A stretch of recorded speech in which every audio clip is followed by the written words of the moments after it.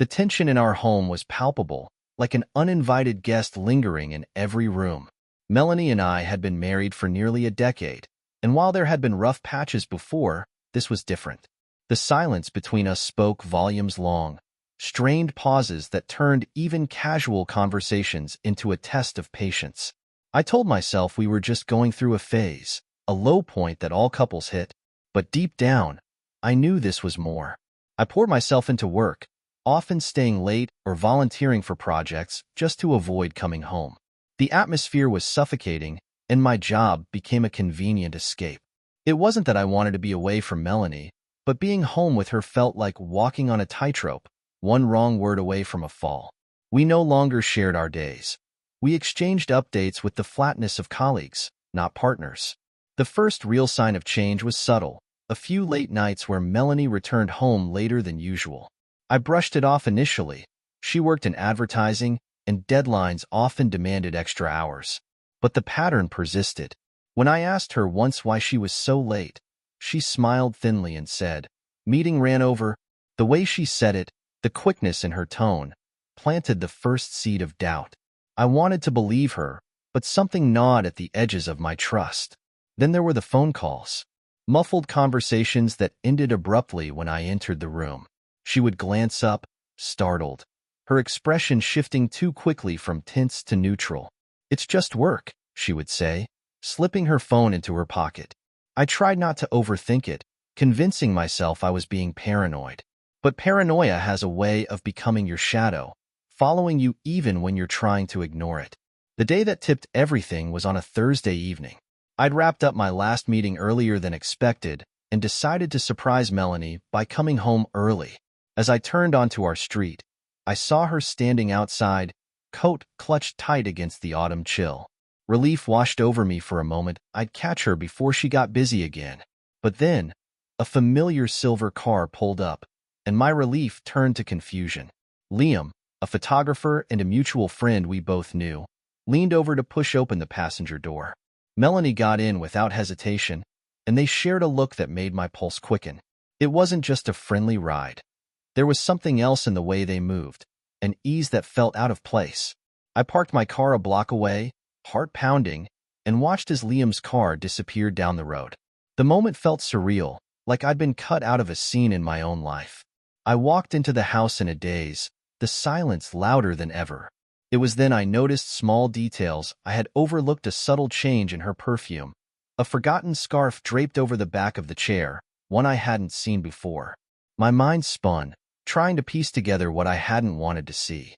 For days, I pretended nothing was wrong, masking my suspicion with a veneer of normalcy. I needed more than assumptions. I needed certainty. But even as I told myself I needed proof, the idea of what that proof might reveal made me feel sick. The thought of Melanie's betrayal was like a splinter lodged deep, impossible to ignore and even harder to remove. The days turned into weeks, each one marked by the same hollow routine. Melanie's late nights continued, and the tension between us thickened. We had conversations where we spoke words but said nothing, our eyes meeting briefly before skittering away. At night, lying beside her, the distance felt insurmountable. I wondered if she noticed, if she cared, or if she was too wrapped up in whatever was happening with Liam to see what was unraveling right in front of her. But the worst was yet to come. My mind churned over what I'd seen that evening: Melanie slipping into Liam's car with a nonchalance that spoke of familiarity. The image replayed in my head, a loop I couldn't pause. It gnawed at me, stealing sleep and making the hours at work feel like a blur of numbers and meaningless chatter. I couldn't confront her, not yet. I needed more, something definitive that would strip away doubt and reveal the truth. I started to observe her more carefully, noting the small, almost imperceptible changes. She'd taken to carrying her phone everywhere, even into the bathroom. It was a small habit, but an uncharacteristic one. The phone itself was a fortress, locked with a password I'd never needed before. Her laughter had changed too. It was lighter, tinged with something private. When she thought I wasn't looking, her eyes would drift off, a subtle smile playing at her lips as if she were sharing a joke only she could hear.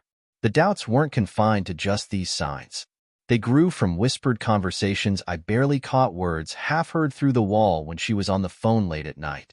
I started keeping track, jotting down times and dates in a small notebook I kept hidden at the office. It felt ridiculous, like something out of a spy novel, but the alternative was worse. Doing nothing while my life crumbled in the quiet corners of our home. I decided to dig deeper, using what little free time I had between work and our strained evenings at home. An acquaintance of ours, Nate, worked at the same studio as Melanie. He was an easygoing guy, known for his loose tongue after a couple of beers. I casually suggested a meetup under the pretense of catching up, and it wasn't long before he was talking about work and recent projects. That's when he mentioned Liam, almost as an aside. "Yeah, Liam's been pulling weekend shifts with Melanie," Nate said, tilting his beer bottle toward me. "They're really putting in the hours on that project. Must be a big deal." I nodded, forcing a smile while my gut clenched. Melanie hadn't mentioned working weekends, at least not with Liam. I swallowed the urge to press for more details, knowing it would only raise suspicion. Instead, I stored the information away, a lead I couldn't afford to ignore. As days turned into another week, I combed through more signs, connecting pieces of an unsettling puzzle. Receipts for dinners I hadn't shared with her appeared in her purse, crumpled yet damning. New outfits, more stylish than usual, hung in her closet without explanation. When I asked, she brushed it off with a quick "oh, they were on sale or just needed something new for the office." But her eyes darted away, unable to meet mine for more than a second. It was a Friday night when I hit my breaking point. She had come home late again, eyes sparkling from a night out she had called a work dinner. As she leaned in to kiss my cheek, I caught a whiff of cologne that wasn't mine. It clung to her like a ghost, haunting me long after she had moved on to our bedroom to change. That night, I lay awake, staring at the dark ceiling. The silence between us seemed louder than ever, a testament to everything we weren't saying. I realized that waiting for her to slip up wasn't enough. I needed to be proactive, to uncover the truth even if it shattered the fragile hope I clung to. The pain of uncertainty was becoming unbearable, and I needed to know whether the life we had built was already a ruin. The next day, I made an excuse about needing a few hours to catch up on work and slipped away. In reality, I headed to an electronics store and purchased a simple recording device and a secondhand phone. It felt like betrayal of my own, sinking to the level of spying, but my hands were already shaking too hard with adrenaline to turn back. By the time I got home, Melanie was out, presumably at the gym. I used the opportunity to place a voice recorder in her car and install a tracking app on her phone when she left it charging on the kitchen counter. My fingers worked quickly, heart thudding with each passing second. I knew she could walk in at any moment, and the thought made my pulse race with a mixture of fear and determination. That night, nothing happened. The recording caught the hum of the engine, the sound of music, and nothing more. I told myself I was overreacting, that I was being paranoid. But when Sunday rolled around, the tracker pinged her at an unfamiliar location a small cafe miles from her gym. When she came home that afternoon, flushed and relaxed, I casually asked, "How was your workout?" She didn't miss a beat, smiling as she reached for a water bottle. "Good, tiring.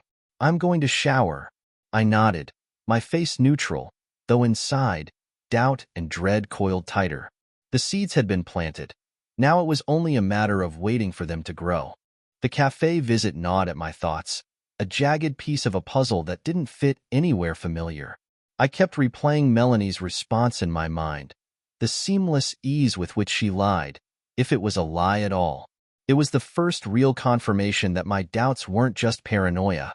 They were grounded in something I hadn't yet exposed. I spent the next few days in a state of detached focus, going through the motions at work while my mind stayed at home, following the trail I'd uncovered. The app on Melanie's phone sent sporadic pings, each one marking her movements like a breadcrumb trail. Most were predictable: her office, the gym, but occasionally, there was a deviation. It was during one of these deviations that I decided to take my investigation a step further. It was time to push the boundaries of what I knew and what I was willing to risk. Enter Sophia. She wasn't just a neighbor or a casual acquaintance. She was Melanie's friend, someone with a warmth that drew people in. We'd shared countless summer barbecues and late-night laughs over drinks, her eyes always lingering a little longer on mine than was appropriate. I hadn't paid it much attention before, but now that Melanie's distance was apparent, I found myself looking back. It started with a simple invitation. "Come over for coffee," Sophia had said one afternoon, leaning over the fence that divided our backyards. Her smile was disarmingly honest, with just a hint of mischief. I hesitated but agreed, telling myself it was only to talk, to vent. It wasn't yet about revenge, at least not consciously.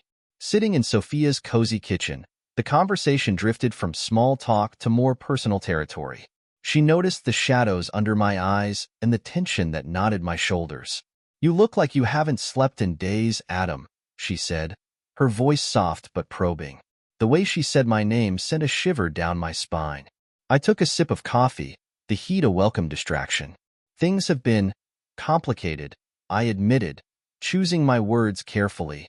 Her eyes searched mine, and I could tell she was piecing together her own conclusions. Before I could change the topic, she leaned forward, resting her hand lightly on mine. "You know, sometimes people forget what they have until they're at risk of losing it," she said, her tone somewhere between genuine concern and invitation. I didn't pull my hand away.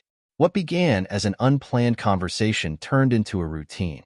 In the days that followed, I found myself at Sophia's more often, under the guise of neighborly chats.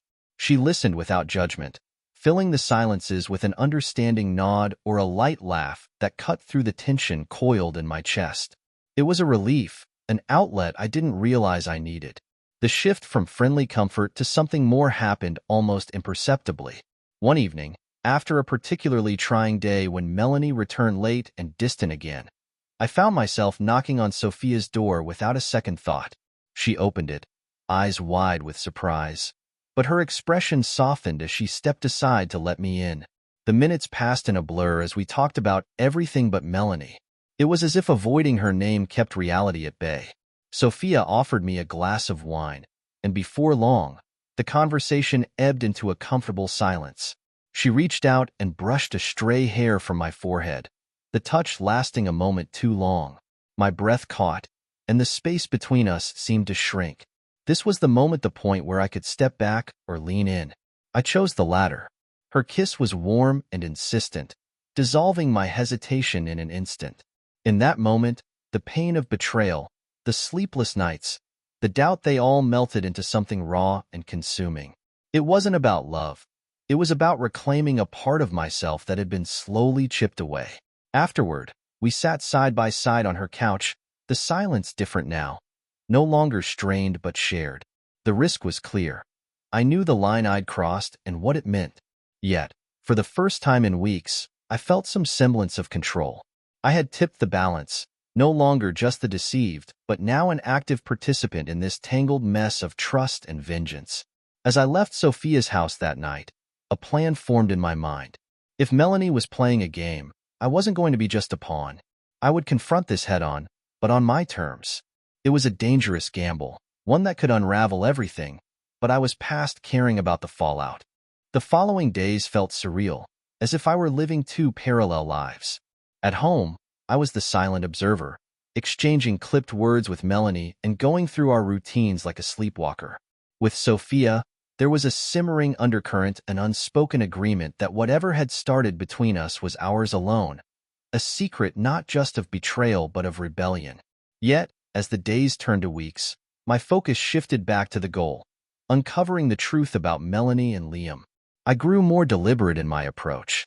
The voice recorder in her car, which had once seemed excessive, now became a routine part of my mornings. Each day before heading to work, I swapped out the tiny device, listening during my lunch breaks with a nervous anticipation that clenched my gut. Most days, there was only silence or phone calls about errands.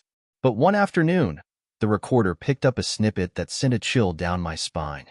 "Can't believe how perfect that night was," Melanie's voice whispered, warm and alive in a way I hadn't heard in months. Liam's response was muffled, a laugh or maybe just a murmur, but it was enough.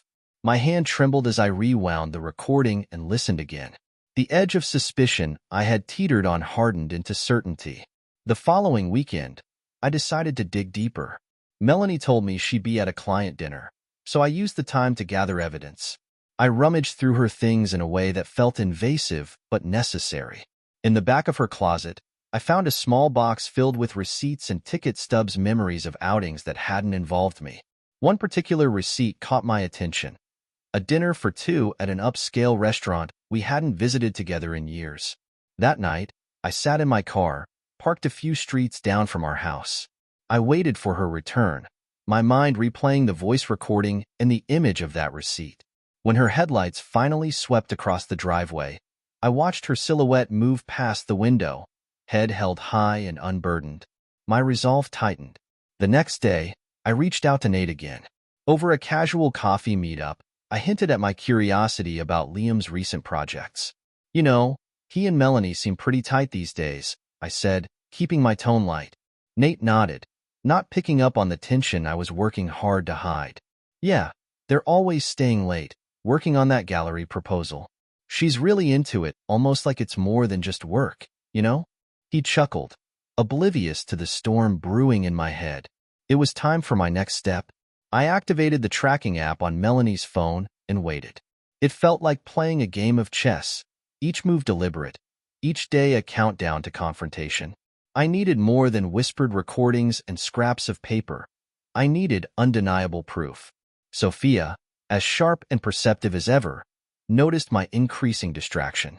One evening, as we sat in her dimly lit living room, she watched me with a look that was equal parts curiosity and concern. "You're somewhere else tonight," she said softly, reaching for my hand. I met her eyes, the weight of my plans pressing down on me. "I think I'm getting close to what I need to know," I admitted, my voice rough with exhaustion. Her gaze held steady, but I saw the flicker of something I couldn't place: worry, maybe, or understanding. "Be careful, Adam," she whispered. "Once you open that door, there's no going back." Her words echoed in my mind as I set up the hidden camera in our living room the following morning, angled just enough to capture Melanie when she wasn't aware.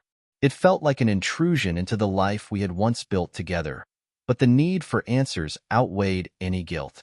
The following evening, my phone buzzed with an alert. Melanie's tracker pinged at a hotel across town. I sat in stunned silence, the evidence staring at me in the form of a blinking on a digital map. My heart hammered as I weighed my options. Confront her now? Wait for her return and play the unsuspecting husband? I chose neither. Instead, I called Sophia. "I need to see you," I said, the urgency in my voice clear even to me. When I arrived at her house, she opened the door without a word, pulling me into an embrace that felt like both comfort and complicity. "Tell me," she said, eyes searching mine. I told her everything: the recordings, the receipts, the tracker. Sophia listened, nodding at all the right moments, but her face darkened with every detail. "You're playing with fire, Adam," she warned, but this time there was a glint in her eyes that mirrored my own. The thrill of the unknown, the pull of something bigger than both of us. That night, the video footage revealed Melanie's return. She entered the living room, not with the guilt of someone caught, but with a calm that spoke volumes. She glanced at her phone, typed something quickly, and smiled a smile that confirmed everything. The truth was out there, pieces scattered but tangible. I was ready to collect them all, even if it meant dismantling the life we shared. The air was thick with anticipation as I planned the evening. I had pieced together the last fragments of my evidence, each confirming what I dreaded most. The recordings, the receipts, and the location logs painted a portrait of betrayal so vivid it hurt to look at. But tonight, everything would come to light. The stage was set, and all the players would be present: Melanie, Liam, and, surprisingly, Sophia. She insisted on being there, not just as a witness but as part of what was now our shared truth. I arranged for a small gathering under the pretense of celebrating the launch of Melanie's latest project. The irony wasn't lost on me. This project, the one she had poured so much time into, was precisely where the cracks in our marriage had formed and spread. Liam would come, of course, her collaborator, her partner in more than just work. Sophia would come as well, adding an edge of tension I welcomed. As guests arrived, the house buzzed with chatter and the clinking of glasses. I exchanged polite nods and empty smiles, my eyes darting to Melanie every time she spoke with that familiar warmth, masking the rift between us. Liam walked in later, greeting me with the kind of handshake that felt rehearsed. I met his eyes briefly, searching for guilt but finding only his usual laid-back confidence. It made my blood boil. Sophia was already there, her presence grounding me. She wore a dark dress that commanded attention, and for a moment, I thought she might pull focus from the purpose of the night. But when our eyes met, I saw her silent reminder. "You're in control." I gave her a nod, then walked to the center of the room, tapping a glass with a fork to quiet the crowd. "Thank you all for coming," I began, my voice steady but low. I felt Melanie's gaze on me, puzzled but interested.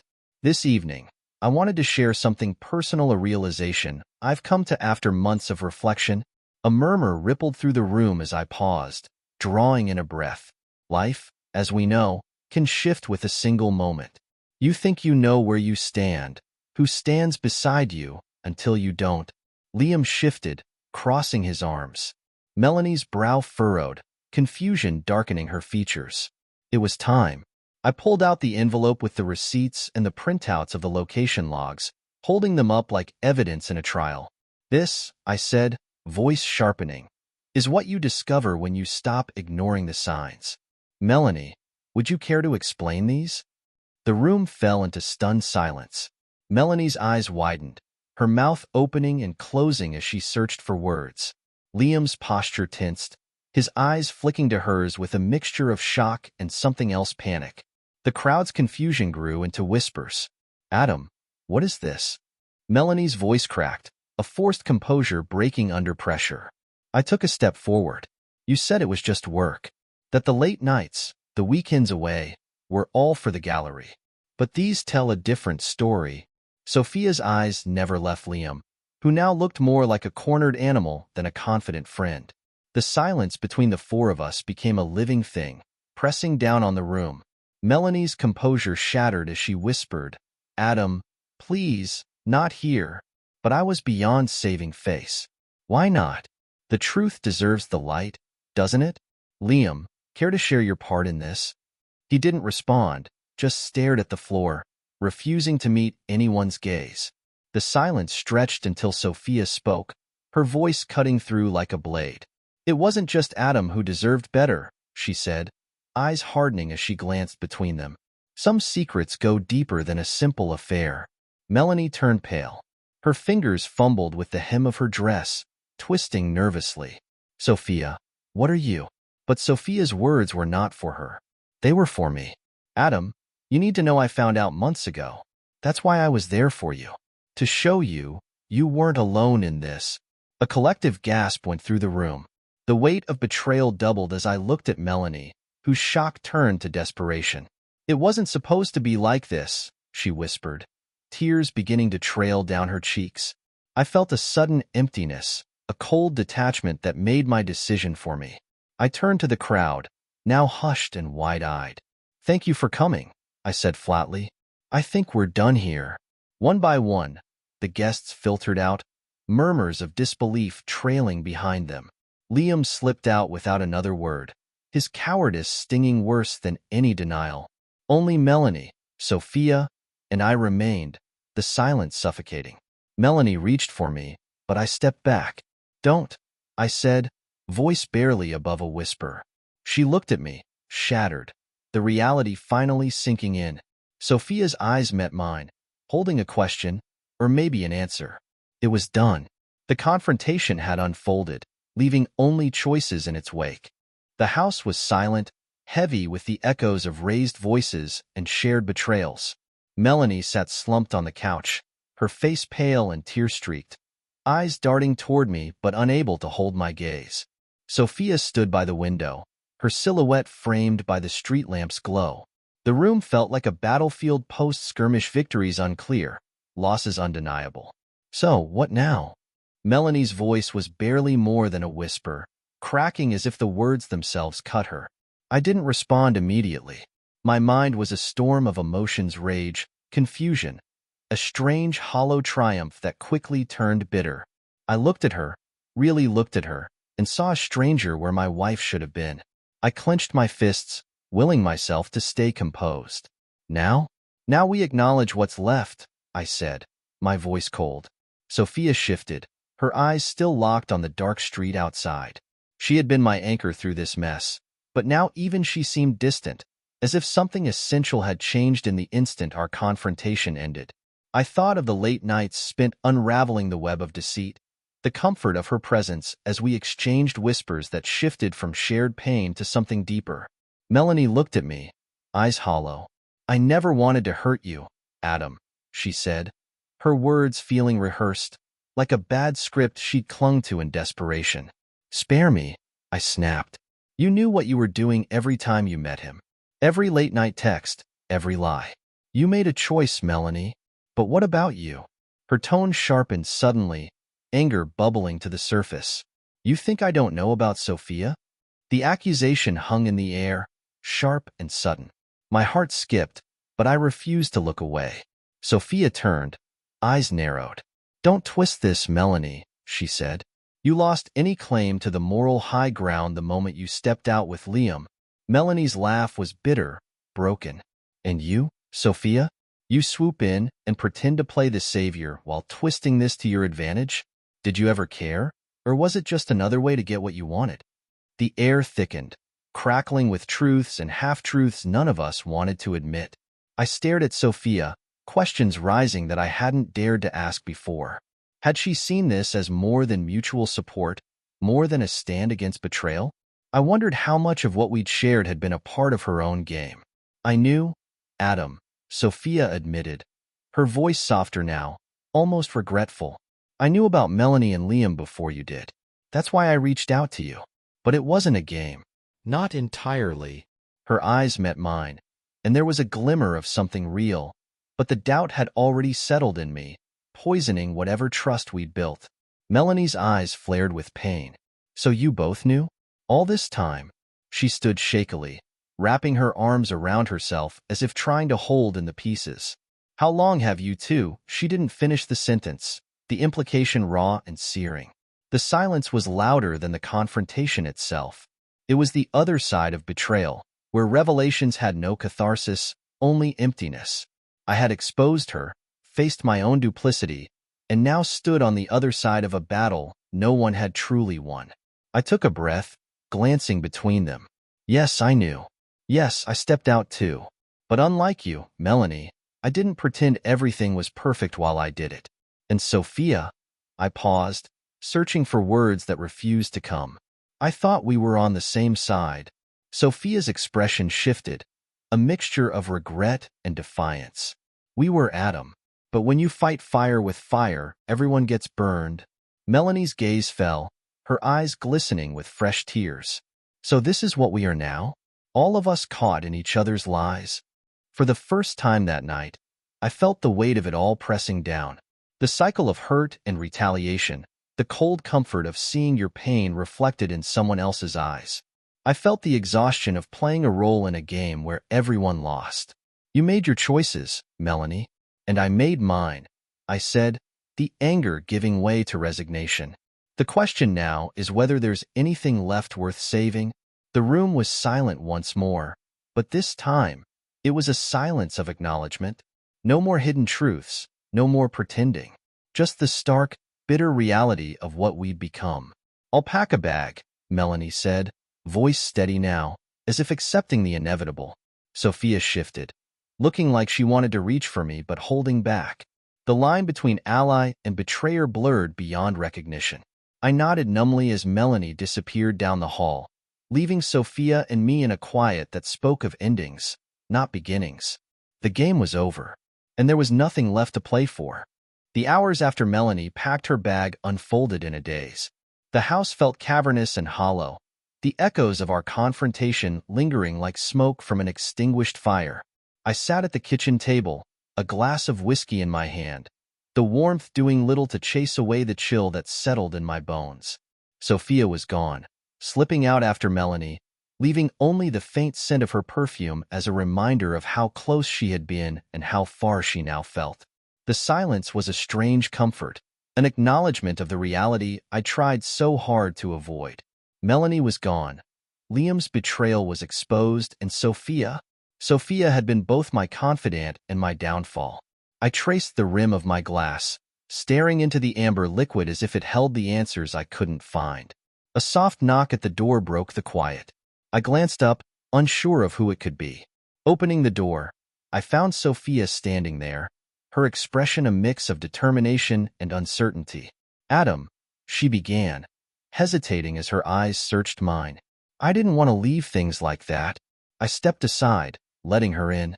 The warmth of the living room, despite the dim lighting, felt suffocating. She walked past me, stopping in the center of the room where just hours ago, our lives had unraveled.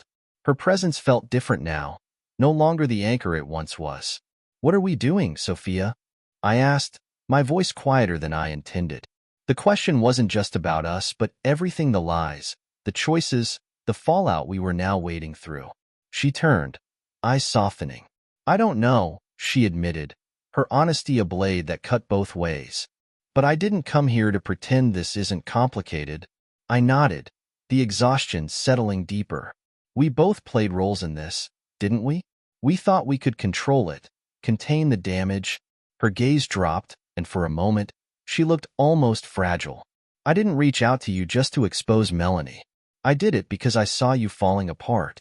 And maybe part of me wanted to be there for you in a way no one else was. Did you think we could come out of this unscathed?" I asked, a bitter smile curving my lips. "No," she said softly, "but I hoped we'd come out of it together." The truth of her words hit me harder than I expected. There had been moments when we felt like allies against a shared betrayal, but in the aftermath, we were simply two people trying to make sense of choices that had spiraled beyond our control. I took a long breath, letting the silence stretch between us. "Melanie's gone," I said finally, breaking the stillness. "And I don't know what that means for us, for me." Sophia's eyes met mine, searching for something I wasn't sure I could give. "Maybe it means you start over, without looking back." "Maybe," I agreed, the word tasting unfamiliar. It felt like both freedom and loss. For a moment, we stood in the shared quiet, no longer bound by secrets, but by the reality of what lay ahead. I took a step closer, the distance between us shrinking but still vast in so many ways. "Sophia, this isn't just about what Melanie did or what Liam meant. It's about everything that's led us here, every choice we made." I paused, the weight of it pressing on my chest. "I need to know if moving forward means carrying this with us, or if it means letting it go." She nodded, eyes glistening as she understood what I didn't say out loud. "Letting go doesn't mean forgetting, Adam. It just means choosing to stop letting it define you." I took her hand, the touch tentative, as if we were at the edge of something fragile. "Then I need time," I said, the honesty sharp but necessary. "Time to find out what's left of me after all this." Sophia squeezed my hand lightly, acceptance written in her expression. "And I'll be here, whether we find that together or apart." She stepped back, the space between us suddenly purposeful, like the ending of a chapter. Without another word, she turned and left, leaving me alone in the room that held too many ghosts.